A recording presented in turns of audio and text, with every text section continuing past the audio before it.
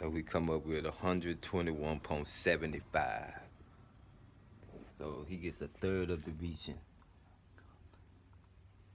Each horizon of the sun going from east to west around the whole world, ascending and descending around the earth.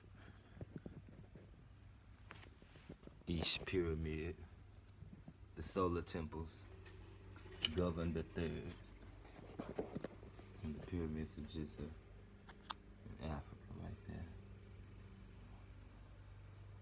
3 constellations, no 4. So if there's 12 constellations in the zodiac, each pyramid in Giza was supposed to govern 4 divisions of zodiacs. It's 4 in Africa. From Cancer, Leo, Virgo, and Libra. The Horn of Africa is in between Leo and Cancer. Across the Indus, Virgo. It's in Central Africa going towards the Prime Meridian. Libra is on the coast going into the Atlantic Ocean. Okay.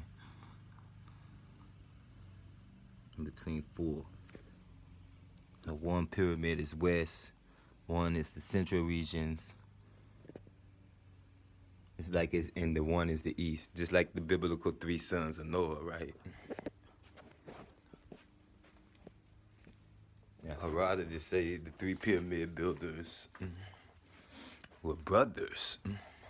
Khufu, Khephren or Khafra, and then Menkaure, or Macinarus. That's his name, Menkaure.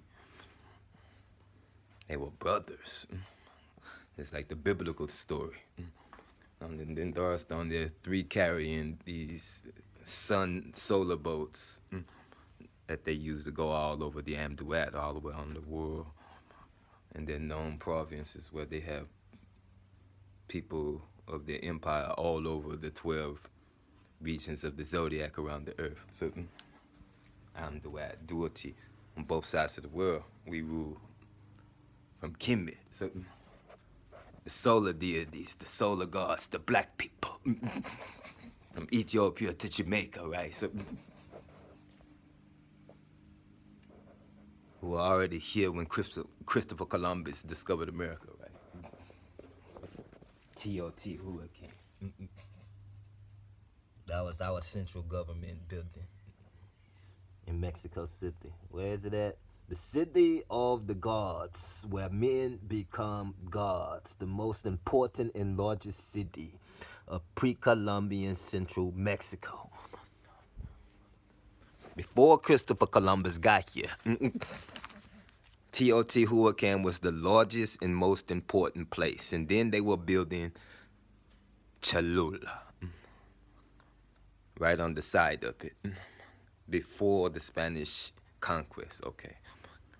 Before Christopher Columbus discovered America, this place has the most reliable dating places, the earliest inhabitants of the region of what was to become the city at about 400 BC. It became a city at the year 400 BC, so it must have had about at least 10,000 inhabitants here in the year 400 BC.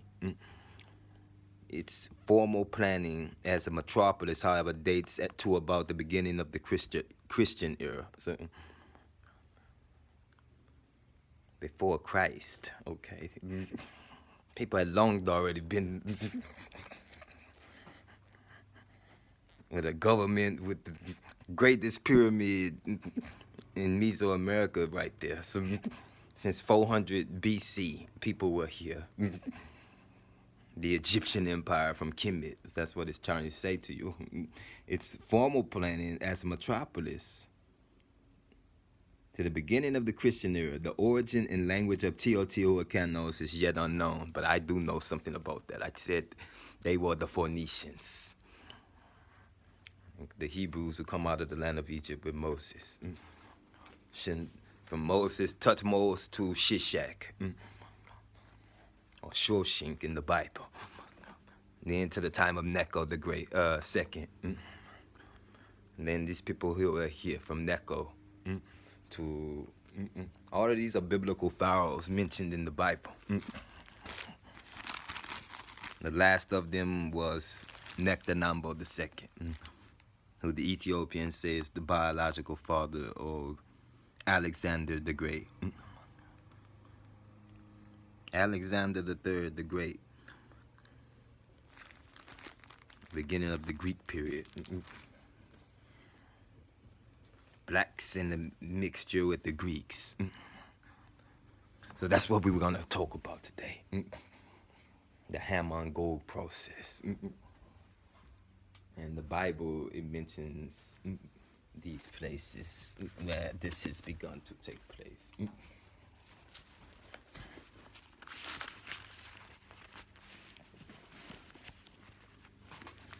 Book of Ezekiel, chapter 38 was the one in the Bible they say, look at him, and he had bad things to say.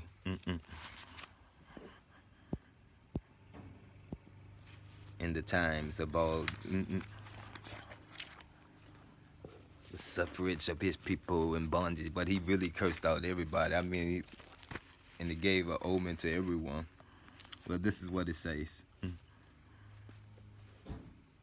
in 2 Kings about Necho. In the days of the Pharaoh Necho, king of Egypt. Okay, that was 2 Kings 23:29. Went to the aid of the king of Assyria to the river Euphrates. The king Josiah went against him, and Pharaoh Necho killed him at the battle of Megiddo when he confronted him. Then his servants moved his body in a chariot from Megiddo and brought him to Jerusalem and buried him in his own tomb. And the people of the land took Jehoahaz, the son of Josiah, and anointed him and made him king in his father's place. The reign and captivity of Jehoahaz. Stop right there. This is what it says. It's going to continue to talk about the Pharaoh. Okay. This is why I say the Olmecs are from this last Egyptian empire who took all of the treasure out of Jerusalem and had a war in Syria against at Megiddo, because they were trying to take over the Phonetic lands for Phoenicia, the Phoenicians or the Olmecs. Then the king of Babylon drove them out, and then they came, I say, and founded pre-Columbian era of America. So these are the people that were here. This is our bloodline. This is our king's list. Coming out of the land of Egypt into the West Indies, beginning the Teotihuacan period in Mexico. And then when Christopher Columbus discovers the first Americans who are in Jamaica, the Jamaicans and the Cubans, or the Aboriginal peoples of America in the West. So this is our king's list right here. This is where we came from. It says this right here in 2 Kings 23 in the Bible. Jehoahaz was 23 years old when he became king, and he reigned 3 months in Jerusalem. His mother's name was Hamutal, the daughter of Jeremiah of Libnah. And he did evil in the sight of the Lord according to all that his fathers had done. Now Pharaoh Necho put him in prison at Riblah in the land of Hamath, that he might not reign in Jerusalem. And he imposed on the land a tribute of 100 talents of silver and a talent of gold. When the Pharaoh Necho made Eliakim, the son of Josiah, king in place of his father Josiah, and changed his name to Jehoiakim, the Pharaoh took Jehoahaz and went to Egypt, and he died there. Jehoiakim reigns in Judah Jehoiakim gave the silver and gold to the Pharaoh, and he taxed the land to give money according to the command of Pharaoh. He exacted the silver and gold from the people of the land, from every one according to his assessment, to give it to the Pharaoh Necho. Jehoiakim was 25 years old when he became king, and he reigned 11 years in Jerusalem. His mother's name was Zebudah, the daughter of Pedaiah of Rumah, and he did evil in the sight of the Lord, according to all his father had done. Start right there. So Israel at that time was called Phoenicia. It was ruled by who? The Pharaoh, king of Egypt. The Olmecs began their empire during the reign of the last Egyptian empire of Egypt, from Necho to Nectanebo. Then the biological father of Alexander the Great was not Philip of Macedon, but he was Nectanebo II, king of Egypt. So this is from the Libyans, and the Olmecs are from the Libyans, empire of the Egyptians who took all the treasures. The Libyans are the Western Empire, the West. So one of the three pyramids that governs the western region of the earth, and all the solar temples in pre-Columbian era of America are in the West. See, the West is governed by its three temples. I say three divided, 365 and a quarter divided by 3 is 121.75, which is 4 constellations in the zodiac of Amduat, 4 regions of the earth, for each one of the solar gods at the pyramids of Giza, with the 3 temples under the Great Sphinx. Okay, so Amduat is telling me this is who governs the whole world during that time period. The king of Egypt, he had all the treasure of Jerusalem. So we go to from the 18th to the 21st dynasty in Egypt, down here to the last one. So get ready to, do some chronology. Okay. The last Egyptian empire was 404 through 341 BC.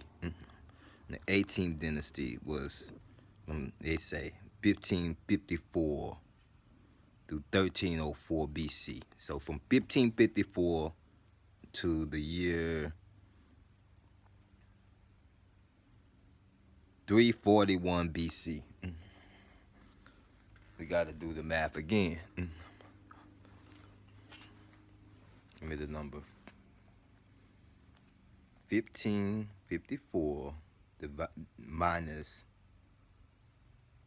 341 equals 1,213 years. They ruled in the land of Egypt. Then they began to rule over what we call Mexico from 400 BC to the time of Christopher Columbus discovering America is how many years? Let me write all of this down. Stay tuned.